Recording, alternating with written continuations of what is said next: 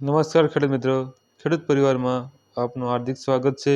આજે હું તમને કલ્ટિવેટર એટલે કે દાંતી સહાય યોજના વિશે માહિતી આપીશ।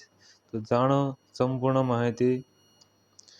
કલ્ટિવેટર સહાય યોજના, જેને સાદી ભાષામાં દાંતી પણ કહેવામાં આવે છે, પૂર્ણ લાભ મેળવવાની સમય મર્યાદા 5 વર્ષ। ખેડૂતોને ખેતી કામમાં ઝડપી કામ કરવા અને સમયનો બચાવ થાય તેમજ ખેતી ખર્ચમાં ઘટાડો કરવાના હેતુથી આ યોજનામાં સહાય આપવામાં આવે છે। સરકારના નવા નિયમ મુજબ ખરીદી કરવાની રહેશે। જ્યારે પોર્ટલ ખુલે ત્યારે સરકારની ગાઈડલાઈન મુજબ ખરીદી કરવાની રહેશે। જાણો સંપૂર્ણ માહિતી સરકારની ગાઈડલાઈન મુજબ।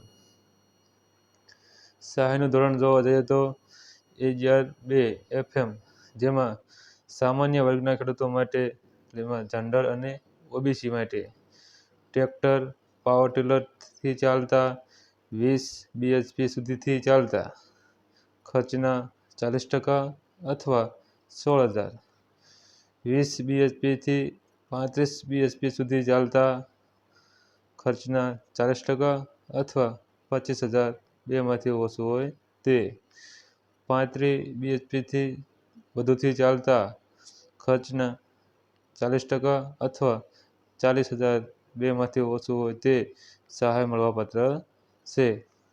જ્યારે સામાન્ય વર્ગના, જેમાં જનરલ અને OBC, નાના, સીમાંત અને મહિલા ખેડૂતો હોય અને AGR 3 યોજના અને AGR 4 યોજના, જેમાં અનુસૂચિત જનજાતિના ખેડૂતો માટે અને અનુસૂચિત જાતિના ખેડૂતો માટે આપણે ઉપર જણાવ્યા મુજબ ટ્રેક્ટર, પાવર ટીલર 20 BHP થી ચાલતા એના ખર્ચના 50% અથવા 20,000, એવી રીતે ખર્ચના 50% અથવા 30,000 અને ખર્ચના 50% અથવા 50,000 એવી રીતે સબસિડી મળવાપાત્ર છે।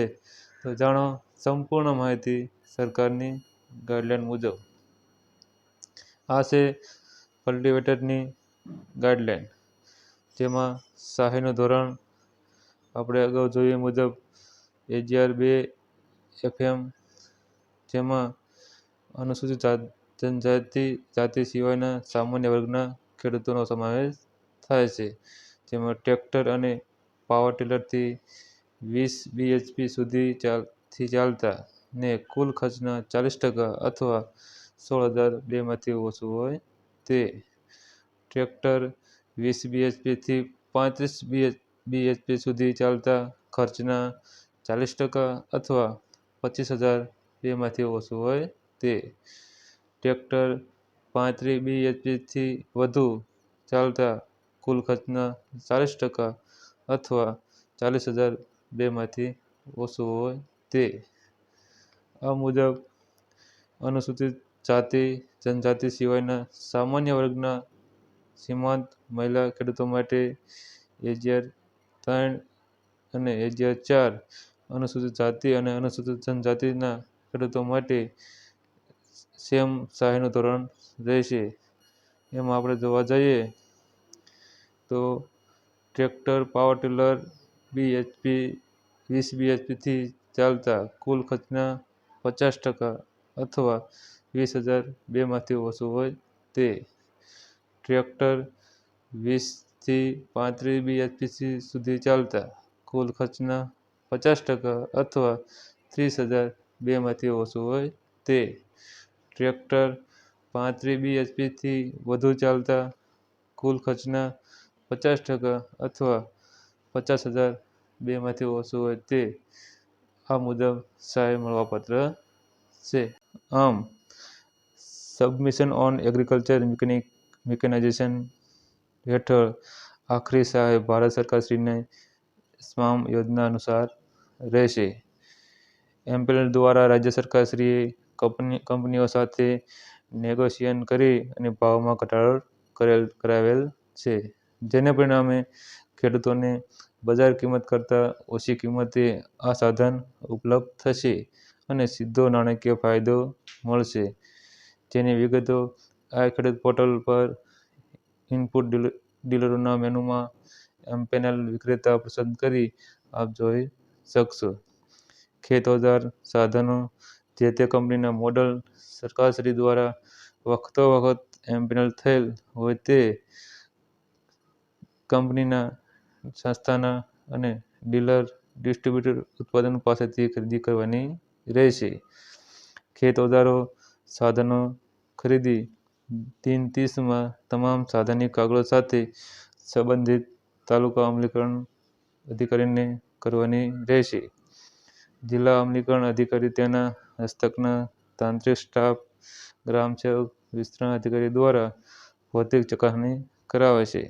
ભૌતિક ચકાસણીના અંતે આપને સહાય ચૂકવવાનો આદેશ હુકમ કરશે, જે આપને લેખિત, મોબાઈલ, SMS થી જાણ કરશે.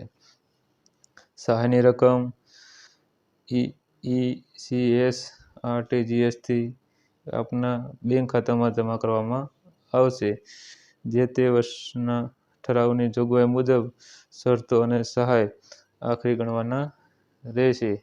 આમ સરકારના નિયમ મુજબ ખરીદી કરવાની રહેશે અને આ વર્ષે સરકારના પરિપત્ર મુજબ ટ્રેક્ટર અને ટ્રેક્ટર પાછળના સાધનો તમામ જે ઓનલાઈન અરજી કરવાની નવો સુધારો આવેલ છે એ મુજબ કરવાની રહેશે.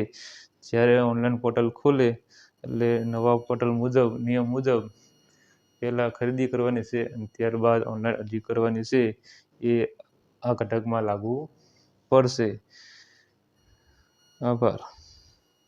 આવા નવા વિડીયો જોવા માટે જોતા રહો અમારી YouTube ચેનલ ખેડૂત પરિવાર.